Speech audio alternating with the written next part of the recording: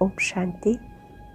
आज 29 जनवरी 2022 के साकार मधुर महावाक्य है। आज की मधुर मुरली में बाबा सदा निरोग रहने की विधि सिखा रहे हैं। आत्मा को निरोगी बनाने के लिए रोज रूहानी स्टडी करो, रूहानी हॉस्पिटल खोलो, एक बाबा की याद में रहो। बस एक ही आश रखनी है कि मुझे ज्ञान योग से हेल्दी बनना है और कोई भी आश इस दुनिया में नहीं होनी चाहिए। खूब सेवा करनी है, ऑलराउंडर बनना है। ये इच्छाएं नहीं होनी चाहिए कि मुझे ये चाहिए, मुझे ये भोजन खाने को चाहिए, ये पहनने को चाहिए। बाबा देखते हैं कि मेरे बच्चे आराम पसंद तो नहीं, दिन रात सेवा में रहते हैं या फिर खाने पीने की तरफ बुद्धि जाती है। अब ये पुरानी दुनिया कब्रिस्तान बननी है तो इससे दिल नहीं लगानी है, दिल एक बाबा से लगानी है। साथ साथ बाबा ने कहा कि पावन दुनिया में कोई भी बीमार नहीं होता। यहाँ पर तो सब बीमारियाँ हैं। सत्युगी दुनिया में कोई भी बीमार नहीं होता, सब सुखी होते हैं। ऐसी सुख की दुनिया में आप जा रहे हो तो देही अभिमानी बनने का पुरुषार्थ करो, जरा भी देह अभिमान ना हो। बच्चों को बहुत बहुत विशाल बुद्धि बनना है। विशाल बुद्धि बच्चे जानते हैं कि सेवा में पैसे भी खर्च करने होते हैं। जितना खर्च करते जाएंगे और बढ़ता जाएगा। गाते धन दिए धन ना खुटे। शौक होना चाहिए कैसे मनुष्यों का जीवन हीरे जैसा बनाएं, कांटों से फूल जैसा बनाएं। सब मनुष्य आत्माएं दुखी हैं, उनको दुखी से सुखी कैसे बनाएं। कोई भी मिले तो उनको ये बात ज़रूर समझानी है कि हम बेहद बाप के बच्चे हैं, तो हमें विशाल बुद्धि बनना है, ऑलराउंडर बुद्धि बनना है। एक बाबा की याद से आत्मा को निरोगी बनाना है। अब सुनते हैं बाबा के मधुर बोल, बाबा के शब्दों में। बाबा कहते मीठे बच्चे, आत्मा को निरोगी बनाने के लिए रूहानी स्टडी करो और कराओ, रूहानी हॉस्पिटल खोलो। आत्मा को निरोगी बनाने के लिए रूहानी स्टडी करो और कराओ, रूहानी हॉस्पिटल ज़रूर खोलो। क्वेश्चन है, कौन सी एक आश रखने से बाकी सब आशाएं स्वतः ही पूर्ण हो जाती हैं? कौन सी एक आश रखने से बाकी आशाएं स्वतः ही पूरी हो जाती हैं? सिर्फ बाबा को याद कर एवर हेल्दी बनने की आश रखो। ज्ञान योग की आश पूर्ण की तो बाकी सब आशाएं स्वतः ही पूरी हो जाएंगी। बच्चों को कोई भी आदत नहीं रखनी है, ऑलराउंडर बनना है। भले खामियां हर एक में हैं, लेकिन सर्विस जरूर करनी है। गीता धीरज धर मनुआ, धीरज धर, तेरे सुख के भरे दिन आएंगे। ओम शांति। बच्चों ने गीत सुना। इस समय सब आत्माओं को धीरज दिया जाता। आत्मा में ही मन बुद्धि है। आत्मा ही दुखी होती है तब बाबा को बुलाती है, हे पतित पावन परम पिता परमात्मा आओ। कभी ब्रह्मा विष्णु शंकर को पतित पावन नहीं कहा जाता। जब उनको नहीं कहा जाता तो लक्ष्मी नारायण राम सीता आदि को भी नहीं कहा जा सकता। पतित पावन एक ही है। विष्णु का चित्र तो है ही पावन, वो है विष्णुपुरी के मालिक। विष्णुपुरी स्थापन करने वाला है शिव बाबा। वही इस समय विष्णुपुरी स्थापन कर रहे हैं। वहाँ देवी देवता ही रहते हैं। विष्णु डायनेस्टी कहें अथवा लक्ष्मी नारायण की डायनेस्टी कहें, बात एक ही है। ये सब पॉइंट्स धारण करने की हैं। बाप है रूहानी और ये रूहानी स्टडी है। शिव बाबा है रूहानी और ये रूहानी स्टडी है, रूहानी सर्जरी है। इसलिए बोर्ड पे नाम भी ऐसा लिखना चाहिए, ब्रह्मा कुमारी रूहानी विश्वविद्यालय। रूहानी अक्षर जरूर डालना है। रूहानी हॉस्पिटल भी कह सकते हैं, क्योंकि बाप को अविनाशी सर्जन भी कहते हैं। पतित पावन ज्ञान का सागर भी कहते हैं। वो धीरज दे रहे हैं। जो पतित पावन है, ज्ञान सागर है, वो धीरज दे रहे हैं। बच्चे, मैं आया हूँ, मैं रूहों को पढ़ाने वाला हूँ। मुझे सुप्रीम रूह कहते हैं। आत्मा को ही रोग लगा हुआ है, खाद पड़ी हुई है। सत्युग में पवित्र आत्माएं हैं, यहाँ अपवित्र आत्माएं हैं। वहाँ है पुण्य आत्माएं, यहाँ है पाप आत्माएं। आत्मा पर ही सारा मदार है। आत्मा को शिक्षा देने वाला है परमात्मा, उनको ही याद करते हैं। सब कुछ उनसे मांगा जाता। कोई दुखी कंगाल होगा, कहेगा मेहर करो, कुछ पैसे साहूकार से दिलाओ। पैसा मिल गया, कहेंगे ईश्वर ने दिलाया या दिया। कोई कारपेंटर है तो उनको सेठ से मिलेगा। अब ईश्वर को तो मनुष्य जानते ही नहीं, इसलिए ये सब युक्तियाँ रची जाती। पूछा जाता, परम पिता परमात्मा से आपका क्या संबंध है? प्रजापिता ब्रह्मा और जगदम्बा से तुम्हारा क्या संबंध है? राज राजेश्वरी लक्ष्मी नारायण से तुम्हारा क्या संबंध है? वो तो स्वर्ग के मालिक हैं। जरूर स्वर्ग की स्थापना करने वाले ने उनको वर्षा दिया होगा। ये तो विष्णुपुरी के मालिक है ना।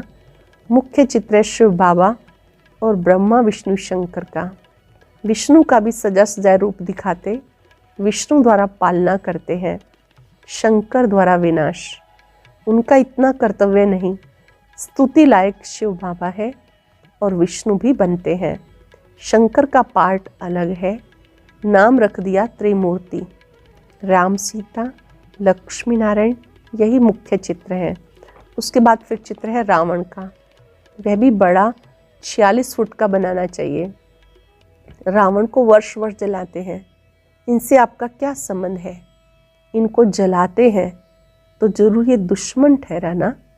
रावण को प्रतिवर्ष जलाते हैं तो जरूर दुश्मन ठहराना। प्रदर्शनी में उनका बड़ा चित्र होना चाहिए। इनका राज्य द्वापर से शुरू होता है, जबकि देवी देवता वाम मार्ग में गिरते हैं। इनके अलावा बाकी जो चित्र हैं उनकी फिर अलग अलग प्रदर्शनी दिखानी चाहिए कि ये सब कलयुगी चित्र हैं। गणेश, हनुमान, कचमच आदि सबके चित्र डालने चाहिए। ऐसे बहुत किस्म किस्म के चित्र मिलते हैं। एक तरफ कलयुगी चित्र, एक तरफ तुम्हारे चित्र। इन पर तुम समझा सकते हो। मुख्य चित्र है शिव बाबा का और एम ऑब्जेक्ट का। शिव बाबा का चित्र है, इसमें बाबा के गुण लिखे हुए हैं, ज्ञान के सागर, शांति के सागर। और दूसरा एम ऑब्जेक्ट श्री लक्ष्मी नारायण का चित्र। लक्ष्मी नारायण का अलग, संगम का अलग है, कलयुग का अलग है। चित्रों की प्रदर्शनी के लिए बहुत बड़ा कमरा चाहिए। दिल्ली में बहुत आएंगे, अच्छे और बुरे तो होते ही हैं, बड़ी संभाल करनी चाहिए। इसमें चाहिए पहचान। चीफ जस्टिस से ओपनिंग कराते हैं, वो भी नामी ग्रामी नंबर 1 है। प्रेसिडेंट और चीफ जस्टिस इक्वल है। एक दो को कसम उठवाते हैं, जरूर कुछ समझते हैं तब तो उद्घाटन करेंगे ना। कंस्ट्रक्शन का ही उद्घाटन करेंगे, डिस्ट्रक्शन का तो उद्घाटन नहीं करेंगे। अब बाबा समझाते, बच्चे तुम्हारे सुख के दिन आ रहे हैं। बोर्ड पर भी हॉस्पिटल नाम जरूर लिखना चाहिए। और किसने स्थापना की? अविनाशी सर्जन पतित पावन बाप है। पावन दुनिया में तो पावन मनुष्यों को कभी बीमारी आदि होती ही नहीं। पावन दुनिया में जो देवी देवताएं हैं वो पावन हैं, उन्हें कभी कोई बीमारी आदि नहीं होती। पतित दुनिया में बहुत बीमारियां हैं, तो सर्विस के लिए विचार चलाना चाहिए। क्या क्या चित्र रखने चाहिए, कैसे समझाना चाहिए। अगर कोई बेसमझ समझाएंगे तो कुछ भी समझ नहीं सकेंगे, कहेंगे यहाँ तो कुछ भी नहीं है, गपोड़े मारते रहते। इसलिए प्रदर्शनी में कभी भी बुद्धुओं को समझाने के लिए नहीं खड़ा करना चाहिए। जिन्हें समझाना आता है, अच्छी रीति समझा सकते हैं, उनको बाबा कहते खड़ा करना चाहिए। समझाने वाले भी होशियार चाहिए। किस्म किस्म के मनुष्य आते हैं। बड़े आदमी को कोई बुद्धू समझाए तो सारी प्रदर्शनी का नाम बदनाम कर देंगे। बाबा बता सकते हैं फलाना फलाना किस प्रकार का टीचर है। सब एक जैसे होशियार भी नहीं हैं, बहुत देह अभिमानी भी हैं। अब बाबा कहते, हे आत्माएं, तुम्हारे सुख के दिन आ रहे हैं। स्वर्ग का नाम तो सब गाते हैं, परंतु स्वर्ग में नंबरवार मर्तबे हैं, नरक में भी नंबरवार दर्जे हैं। विजय माला में पिरोने वाले राज राजेश्वर बनते हैं। हम पूछते भी हैं, ज्ञान ज्ञानेश्वर जगदम्बा से तुम्हारा क्या संबंध है? ज्ञान ज्ञानेश्वरी को ईश्वर ज्ञान देते हैं तो राज राजेश्वरी बनती है। जगदम्बा को बहुत बच्चे हैं, प्रजापिता ब्रह्मा को भी बहुत बच्चे हैं। कितनी सूक्ष्म बातें हैं, मनुष्य समझ नहीं सकते। प्रजापिता ब्रह्मा और जगत अम्बा ये कौन है? प्रजापिता ब्रह्मा के मुखवंशावली होंगे ना, सेंसिबल जो होंगे वो झट पूछेंगे, हमें ये बात समझ में नहीं आती कि प्रजापिता ब्रह्मा और जगत अम्बा का आपस में क्या कनेक्शन है। जो इतने बच्चे मुख से हुए, ऐसे से प्रश्न पूछने से आने वालों की बुद्धि का भी पता लग जाएगा। बाबा सब राज समझाते, त्रिमूर्ति, झाड़, गोला, लक्ष्मी नारायण का चित्र, इसमें एम ऑब्जेक्ट भी है। वर्षा देने वाला ऊपर में खड़ा है, तो समझाने वाला बहुत होशियार चाहिए। प्रश्नावली बहुत अच्छी है। रावण से तुम्हारा क्या संबंध है? इतने बड़े बड़े विद्वान पंडित आदि कुछ भी समझते नहीं कि दुश्मन कैसे है, रावण हमारा दुश्मन कैसे है, ये भी कोई समझते नहीं। हम भी आगे समझते नहीं थे। बाबा कहते हैं जो ब्रह्मा है, जिसको मैंने अडॉप्ट किया, वो भी नहीं जानते थे। अब जानते हैं तो औरों को समझाने का बड़ा शौक चाहिए। ये प्रदर्शनी बिल्कुल नई है, भले कोई कॉपी भी करे तो भी समझा ना सके। ये वंडर है, बड़ा नशा चाहिए, सर्विस में पूरा लग जाना चाहिए। चित्र तुम्हारे बहुत मांगेंगे तो बहुत होने चाहिए। सर्विस के लिए विशाल बुद्धि चाहिए, खर्चा तो होगा ही। सेवा करेंगे, चित्र बनाएंगे, खर्चा तो होगा ही। पैसे तो खर्च करने के लिए ही है, खर्च करते जाएंगे तो और आते जाएंगे। धन दिए धन ना खूटे। बच्चे तो बहुत बनते जाएंगे, पैसे तो सर्विस में ही लगाने हैं। राजधानी तो सतयुग में होनी है, यहाँ तो महल आदि नहीं बनाने। उसमें गवर्नमेंट का कितना खर्चा होता, यहाँ चित्र बनाने का खर्चा। दिन प्रतिदिन पॉइंट्स बहुत अच्छी निकलती है। बड़ी युक्ति से समझाया जाता कि रावण राज्य कब से शुरू हुआ। आधा समय रावण का राज्य, आधा समय राम का राज्य। इस रावण से बाबा आके छुड़ाते और कोई भी छुड़ा न सके। रावण से शिव बाबा ही आकर के हमें छुड़ाते हैं, विकारों से मुक्त करते हैं और कोई छुड़ा ना सके। इसके लिए तो सर्वशक्तिवान चाहिए ना, वही माया पे जीत पहना सकते हैं। फिर सतयुग में ये रावण दुश्मन होता ही नहीं। धीरे धीरे तुम्हारा प्रभाव बहुत निकलेगा, फिर बांधेली माताएं, कन्याएं सब छूट जाएंगी। जब आपका अच्छा प्रभाव पड़ेगा तो बांधेलियों के बंधन समाप्त हो जाएंगे। समझेंगे तो अच्छी बात है। कलंक लगने ही है, श्री कृष्ण पर भी कलंक लगने हैं, लगे हैं। स्थापना के समय भी भगाने आदि के कलंक लगाए गए, गालियां देते थे। फिर स्वर्ग में भी कलंक लगाए, सर्प ने डसा, ये किया। कितनी फालतू बातें हैं। प्रदर्शनी में बहुत आते हैं, फिर उन्हें कहा जाता सेंटर पर आकर के समझो। प्रदर्शनी में बहुत आते हैं, उन्हें कहा जाता कि इसके बाद सेंटर पर आके समझो, आकर अपनी जीवन बनाओ, काल पर जीत पहनो। वह काल खाता नहीं। एक कहानी है, यमदूत लेने गया, उन्हें कहा तुम अंदर घुस नहीं सकते। ये बड़ी समझने की बातें हैं। इसमें बड़ी विशाल बुद्धि चाहिए और देही अभिमानी चाहिए। ये बातें औरों को समझाने के लिए विशाल बुद्धि भी चाहिए, देही अभिमानी भी चाहिए। हम आत्मा हैं, पुराने संबंध, पुराने शरीर का भान नहीं रखना। अब नाटक पूरा होता है, हम वापस जा रहे हैं स्वर्ग में जाकर, फिर हमें नए संबंध में जुटना है। ये ज्ञान बुद्धि में है। ये पुरानी दुनिया तो खत्म होने वाली है। हमारा संबंध है बाप से और नई दुनिया से। हमारा संबंध है बाबा से, नई दुनिया से। ये बातें सिमरन करनी पड़े। ये ज्ञान मिल रहा है तुम्हें भविष्य नई दुनिया के लिए। पुरानी दुनिया तो कब्रिस्तान होनी है, इससे क्या दिल लगानी। कलयुगी दुनिया पुरानी दुनिया है, इससे क्या दिल लगानी। ये तो देह सहित सब कुछ खलास हो जाने वाला है। देही अभिमानी बनना अच्छा है। हम बाबा के पास जाते हैं, अपने साथ बातें करनी है, तब कोई को समझा सकेंगे। अब तुम बच्चे जानते हो हमारे सुख के दिन आ रहे हैं। जितना पास होने का पुरुषार्थ करेंगे पद भी ऊंचा पाएंगे। सर्टिफिकेट तो टीचर ही देंगे ना। वह जानते इसमें कितनी सच्चाई है, कितना सर्विसेबल है। ये कंस्ट्रक्शन का काम करते हैं, डिस्ट्रक्शन का काम तो नहीं करते। बाबा चेक करते हैं कि मेरे बच्चे रचनात्मक कार्य कर रहे हैं या डिस्ट्रक्टिव वाले कार्य कर रहे हैं, विनाश का कार्य कर रहे हैं या स्थापना का कर रहे हैं। सर्विसेबल ही दिल पर चढ़ते हैं। भले अभी तो परिपूर्ण कोई नहीं है, खामियां सब में रहती हैं। परिपूर्ण आगे चल के बनना है, शौक रखना है। मनुष्यों के जीवन हीरे जैसी कैसे बनाए, शौक होना चाहिए। मनुष्यों का जीवन हीरे जैसा कैसे बनाए, कांटों को फूल बनाना है। बाप भी कांटे जैसे मनुष्यों को फूल बनाते हैं, देवता बनाते हैं। ज्ञान और योग भी चाहिए। बच्चे वृद्धि को पाते रहेंगे, फिर कोई विरोध नहीं करेंगे। बच्चे धीरे धीरे वृद्धि को पाते रहेंगे, फिर कोई विरोध नहीं करेंगे, सीधे हो जाएंगे।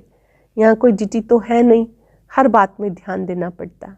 यहाँ पर कोई देवी देवता तो है नहीं, अभी बनने का पुरुषार्थ कर रहे हैं, हर बात में ध्यान देना पड़ता। ऑल राउंड बुद्धि चाहिए। सर्विस ठीक रीति से करते हैं या नहीं करते, कोई आराम पसंद तो नहीं। बाबा देखते हैं कि मेरे बच्चे सेवा अच्छी रीति करते हैं, कहीं आराम पसंद तो नहीं। सारा दिन ये चाहिए ये चाहिए, इसे कहते हैं लोभ। कपड़ा अच्छा चाहिए, भोजन अच्छा चाहिए, आशाएं बहुत रहती हैं। वास्तव में यज्ञ से जो मिला वही अच्छा, यज्ञ से जो प्राप्त हुआ वही अच्छा। सन्यासी कभी दूसरी चीज़ लेते नहीं, समझते आदत अच्छी नहीं। शिव बाबा के यज्ञ से सब कुछ मिलता है, ठीक मिलता है, फिर भी कुछ आश रहती। पहले ज्ञान योग की आश पूर्ण करो, पहले अपने आप को ज्ञान योग में मजबूत करो। वह आशाएं तो जन्म जन्मांतर रखते आए। अब तो बाबा को याद करने से हम एवर हेल्दी बनेंगे, ये आश रखनी है। बाबा की याद से हमें सदा निरोगी बनना है, ये आश रखनी है। ये जरूर लिखना है, ये रूहानी हॉस्पिटल है जिसमें मनुष्य समझे कि ये हॉस्पिटल व कॉलेज भी है। बाबा ने मकान भी हॉस्पिटल और कॉलेज के ढंग से बनवाए हैं। कॉलेज में कोई श्रृंगार नहीं होता, बहुत सिंपल होता है। शिव बाबा ने जो भी स्थान बनवाए हैं, ये कॉलेज भी है, हर रोज़ पढ़ना है, आत्माओं का इलाज हो रहा है इसलिए हॉस्पिटल भी है।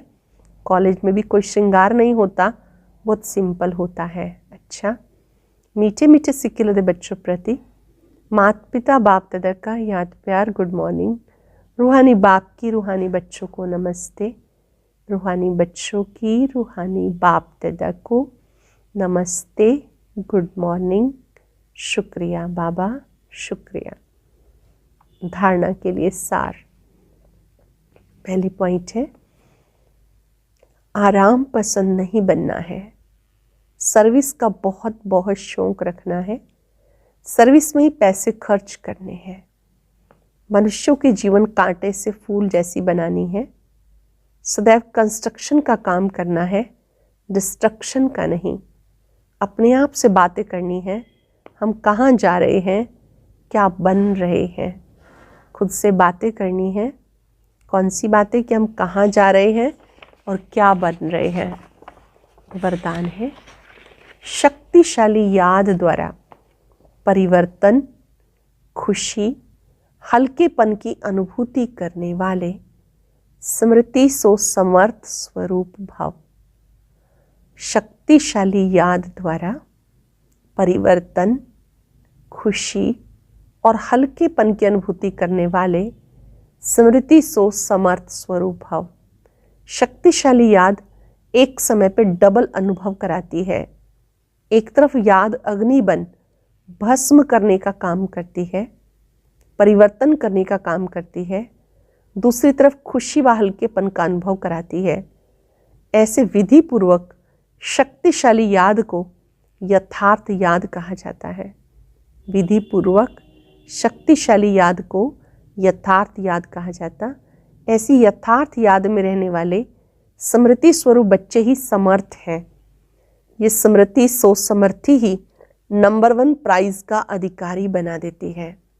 जो श्रेष्ठ स्मृति है वही समर्थी दिलाती है, शक्ति दिलाती है, नंबर 1 प्राइज का अधिकारी बना देती है। स्लोगन है, अनुभवी वह है जिसके दिल मजबूत और बुजुर्ग है।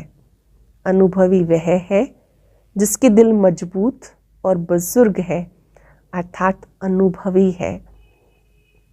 लवलीन स्थिति का अनुभव करो। परमात्म प्यार इस श्रेष्ठ ब्राह्मण जीवन का आधार है। कहते हैं प्यार है तो जहान है, जान है। प्यार नहीं तो बेजान बेजहान है। प्यार मिला अर्थात जहान मिला। दुनिया एक बूंद की प्यासी है। आप बच्चों का ये प्रभु प्यार प्रॉपर्टी है। इसी प्रभु प्यार से पलते हो, अर्थात ब्राह्मण जीवन में आगे बढ़ते हो। तो सदा प्यार के सागर में लवलीन रहो। बाबा के प्यार में पलते हो, इसी से आगे बढ़ते रहो, इसी में लवलीन रहो। आज हम याद रखेंगे, मैं समर्थ आत्मा हूँ। जहाँ श्रेष्ठ स्मृतियाँ हैं वहाँ समर्थ स्थिति है। शक्तिशाली याद में टिक जाएं। भृकुटी कक्ष में विराजमान मैं पावरफुल सोल हूँ।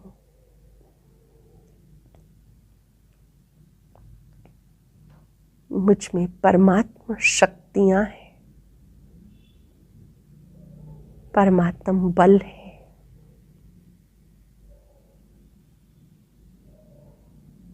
बाबा की याद के बल से मैं खुशी का अनुभव करती हूँ, हल्केपन का अनुभव करती हूँ।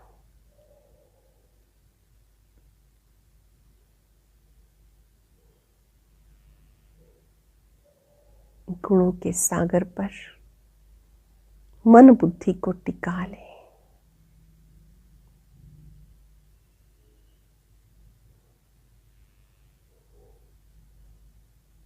बाबा की शक्तियों को अपने ऊपर बरसता अनुभव करें। मेरी कमजोरियां समाप्त हो रही हैं। मैं समर्थ आत्मा हूं, शक्ति संपन्न हूं, खुशी से संपन्न हूं।